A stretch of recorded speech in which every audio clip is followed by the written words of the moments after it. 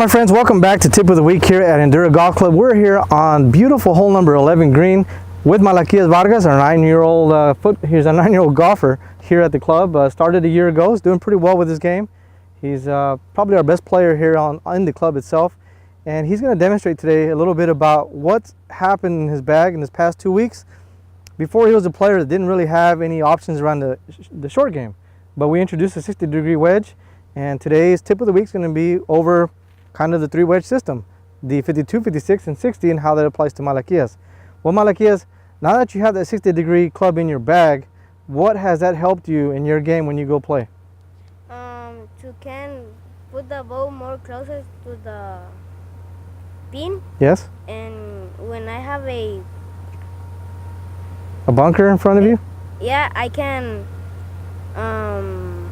hit it a little higher. Yes, right? To the flag. It's like we have, just like this bunker right here, right? Yes. And we try to get over it. You didn't have that shot before because your set just had a sandwich that didn't have a lot of, this is pretty technical, but a lot of bounce and stuff on the bottom of the club. So it was really hard for you to get it over the pin without making all sorts of stuff happen.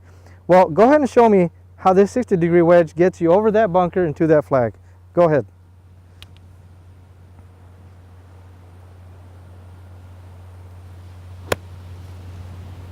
Now that's a shot you didn't have before in your bag.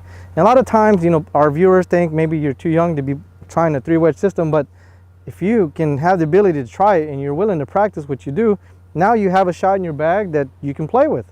So you had the willingness to do this, and that's what we're going to work with. Now we're going to go over to the side of the green and talk about how the 52-degree comes in play with him. 56 is kind of in between there, we can use for a middle trajectory shot. So if you were to take the 3 clubs, here I got a 60, here I got a 52 and a 56. So you can see the 60, theoretically the launch angle there is a little higher, right, than the 52. Now that's a difference of 8 degrees, but you can see how they launch differently. Now if I took this 56 and the 56 between the 60, you'll also notice, I'll put this on this foot, you'll also notice right there, there's 2 different launch angles. So this player, we're going to learn with today how to apply these launch angles and also the green to fairway ratio. Let's go over to the side of the green so Malaquias can show us a little bit about how the now, we're here on the edge of the green. Let's say you missed the green and you're short like this, and we have to go to that pin. In your opinion, do you think it would be easier for me to hit a high shot to that hole or a low shot to the hole? high shot. Why? Because when you throw the ball, you can have control to where you want to stop the ball.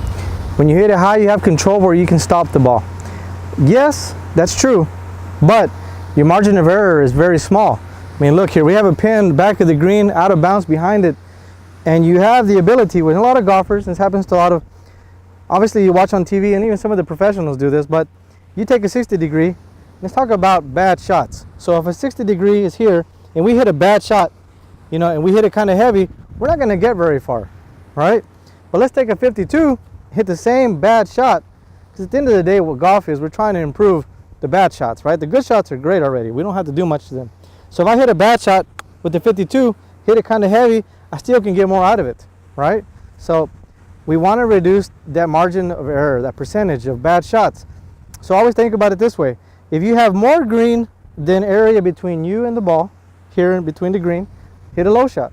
But if you have less green, you need to hit a softer shot, hit a high shot, right? So let's talk about the technique that we're going to use to hit this type of shot. Let's put the club down, let's put our hands together, and let's put our hands forward like this, okay? Now we're going to make a chip shot using our lower body, holding that angle, right? Just like that, very good, okay? Why? Because we're trying to keep the same 52 degrees that you got to hit the golf ball. Come over here and try to show me that.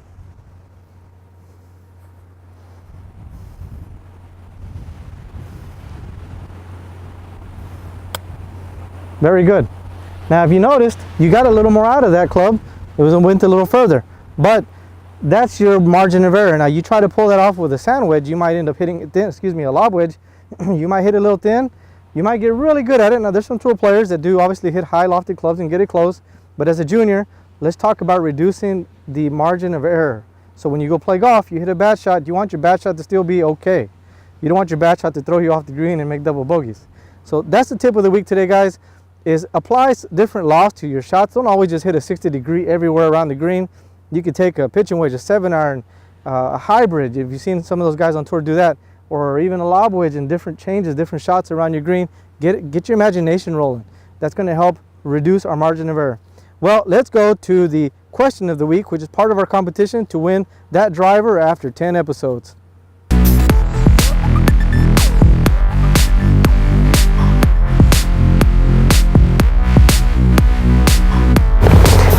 Okay guys, that's the question of the week for you. Malachias was making a practice putting stroke, accidentally hits the ball, holes out from where it ended up, finishes the hole in stroke play, and he's continuing in his tournament play. He's on hole number 14. Ironically, this happened to him, so that's why we're asking you guys as the crowd out there and the fans to give us some feedback on what the ruling is for this situation. Well, we'll see you guys next week here on another tip of the week, bringing you some more questions about rules and a little bit about the game. Hopefully these tips are helping you out, and we'll see you soon.